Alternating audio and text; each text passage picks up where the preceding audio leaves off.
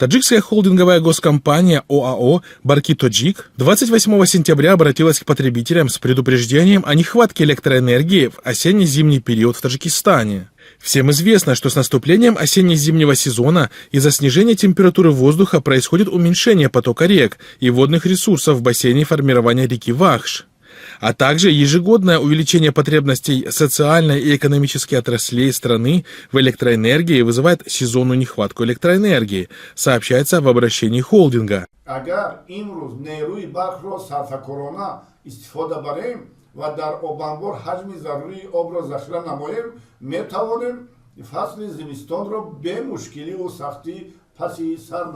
Также сообщается, что сейчас главный источник водно-энергетических ресурсов страны, водохранилище Нурекской ГЭС, заполнен водой до конечной точки. Однако фактический объем притока воды по сравнению с прошлым годом и средним многолетним значением намного меньше.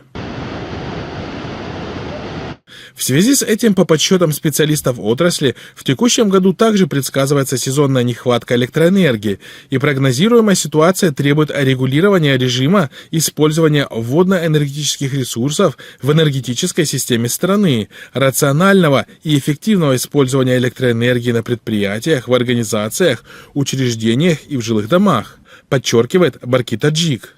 Также ведомство отмечает о проведении ремонтных работ с целью полной подготовки энергетических объектов к осенне-зимнему периоду в относительно теплые дни осеннего сезона на нескольких подстанциях и линиях электропередачи.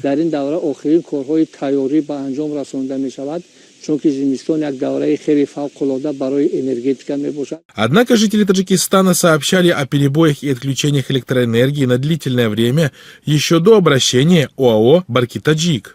В регионах Таджикистана началось отключение электроэнергии. Десятки читателей радио Азади сообщают о длительном отключении в их населенных пунктах электричества.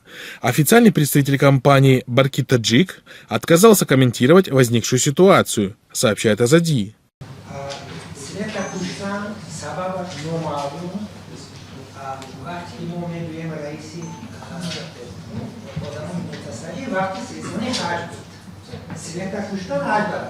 Стоит напомнить, что еще в 2017 году президент Таджикистана заявил о полной отмене лимитов на электроэнергию.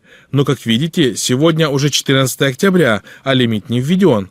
Мы намерены полностью отказаться от практики введения лимита. Но все зависит от самих жителей страны, в частности от предпринимателей, как они будут распоряжаться электроэнергией, заявил имам Али Рахмон на встрече с предпринимателями в октябре 2017 года.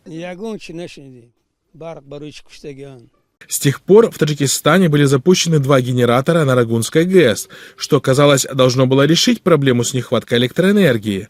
Однако на деле таджикское правительство, ссылаясь на маловодье и ремонт линий электропередачи подстанций, каждый год вводит лимиты для населения, единственным источником энергии которого является электричество, что, впрочем, объясняется тем, что Таджикистан с каждым годом наращивает объемы экспорта электроэнергии в другие страны. Таким образом, выходит, что власти Таджикистана каждый раз обрекают своих граждан на страдания из-за желания заработать на экспорте электроэнергии, что, в свою очередь, было бы не так страшно, если бы в основе этого лежало стремление пополнить государственный бюджет для обеспечения каких-то очень важных расходов на обеспечение нужд населения.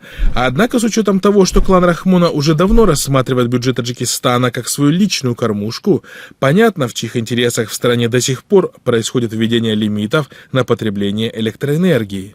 60% обиосио маркази да Тоджикистан ташаккул меvad. А энергия сабз он чуки Тоджикистан вай дорад дар ҷоҳон ҷойи шашумро мегирем аз лиҳози истеҳсол ва истифода.